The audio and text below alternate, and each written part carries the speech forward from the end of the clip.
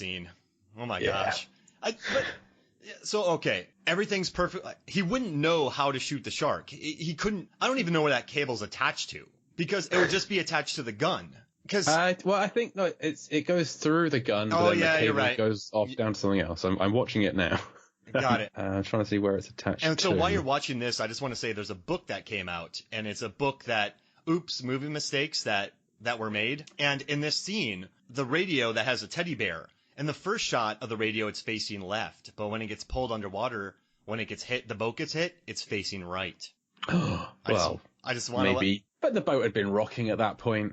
It could have easily turned around. It's in a book. You can't. Okay, it must be true. You can't. I mean, this is a book. I believe it. It's printed. You cannot change things once they're printed. It's not the internet. That's right.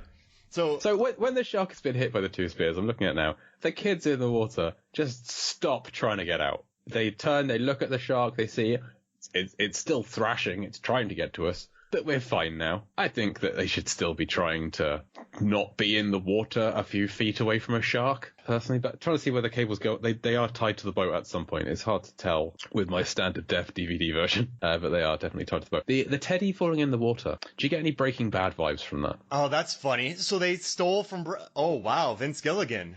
Yeah. Oh my gosh. The influences are just piling up.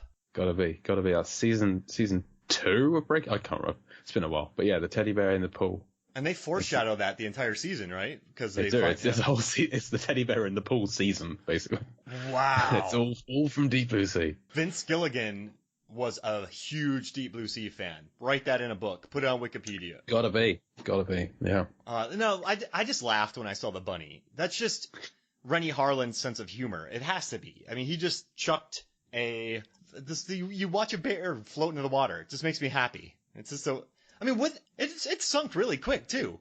Yeah, well, you get some that got, like, sand in them. Yeah, it's true. One of one's got, like, a bag of sand in the bottom of it. Now, I've Googled Vince Gilligan, Deep Blue Sea, and nothing has come up. So he is keeping this on the down low. He does not want his influences to be known. He'll never admit to it. Yeah. Coward. But I just love how over the years this scene has gone from my least favorite to something that holds a lot more depth that I originally thought. And maybe people think I'm crazy. I just think it's the thing that makes the most sense in my head. So this is when the plan starts coming together. So I love it when this is their A-team moment. When I love it when a plan comes together. They're going to start planning this. They're going to work towards it. I like the production design. I like that they filled up an entire tank in Mexico just for this scene, so Rennie Harlan could drop a teddy bear into the water. The production design, I like that they thought about adding grapes, cheese, wine, crackers, Tecate, and Mondavi wine, which makes me really happy. And without that wine, you couldn't have the wine falling into water like blood, which is cheeky. Yeah, does the shark sense the blood?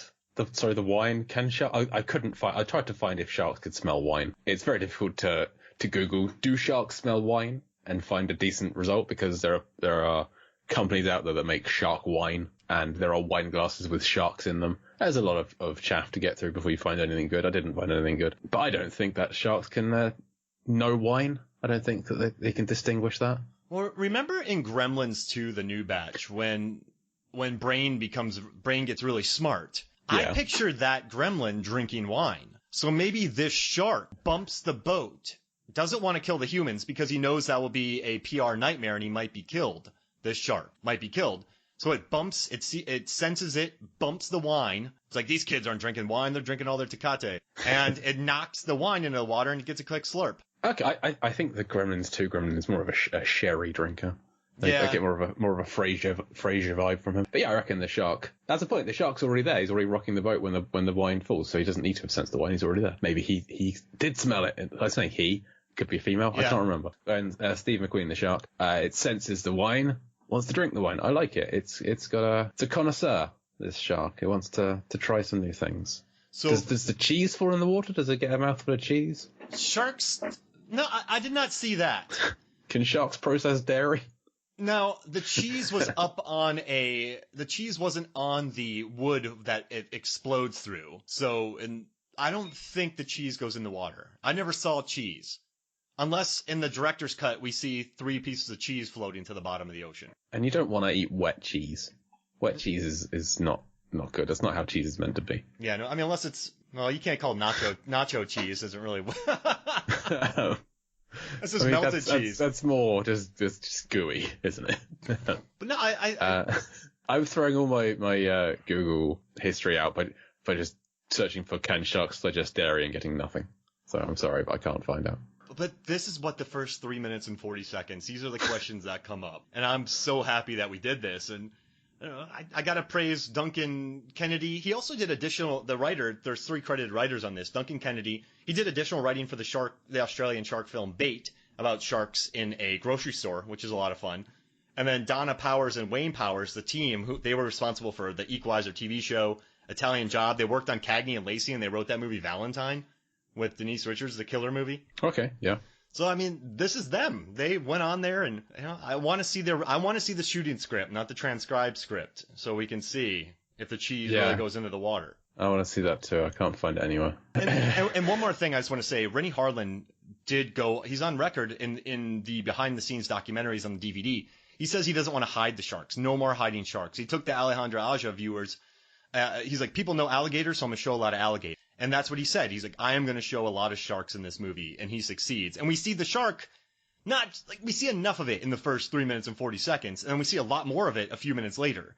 So he lived up to his promise of showing a lot of sharks. And I appreciate that. Yeah, it's a shark movie. It's what people are here. I reckon some people probably left Jaws saying, oh, there wasn't enough shark in it. They're wrong. But if you were to make Jaws today, people will want to see more shark. Do you think Girl 1 will be mad at Guy 2 for the headbutt?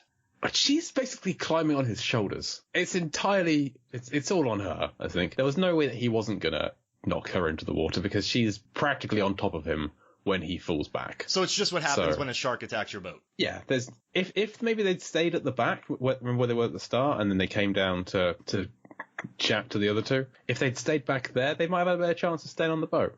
I want to hear this story. Hey, Janet, why'd you get a black eye? Well, Peter headbutted me. Ian headbutted me when a gigantic shark burst through our boat, and we thought we were toast. We thought we were curtains. We thought we were like that stuffed bear, but then a bionic stud muffin comes out of nowhere and saves us. And where is Ian? Well, he was tied to the front of the boat that led the first boat back to Aquatica with the shark. He'll be back in a few weeks, maybe. Yeah, maybe. He's swimming back. No, I don't know. I'm glad we got to kick it off with this. And any final thoughts about this before? Like, do you have any other notes on this opening scene? We didn't mention the score at all.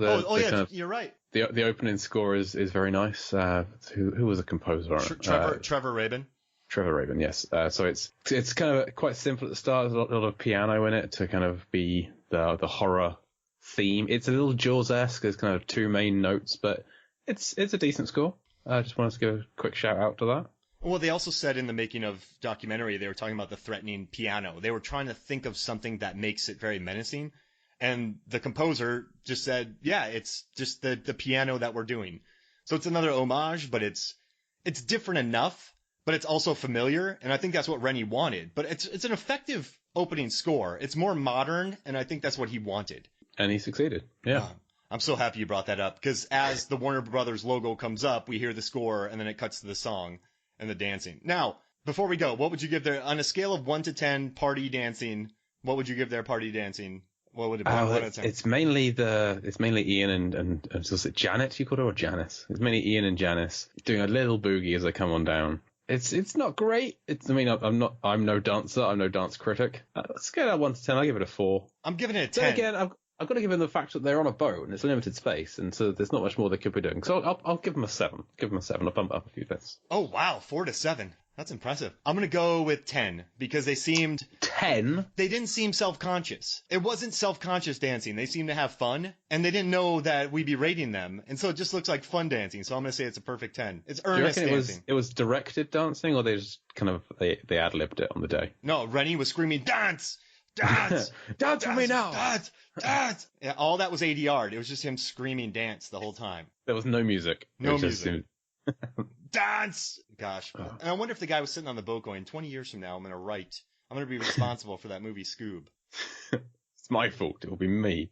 Blame me. That movie made bank. Yeah? I heard terrible things. No, but Oh, go for it. Were you surprised that no one got hit by the boom that was swinging around? Everyone's very, very efficient at ducking when the boom swings. I think that's another aspect of Rennie Harlan. It would have been too easy for them to get hit by that. He wanted just to go for the sight gag of all four of them literally leaping off the boat, as opposed to getting hit by that thing. He didn't want to go Captain Ron. He wanted to go on his own and do it. See, I should have set a timer for how long it would be before a Kurt Russell film came out.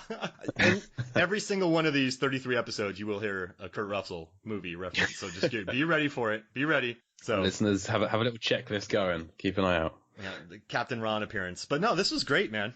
Yeah, this is we've kicked it off.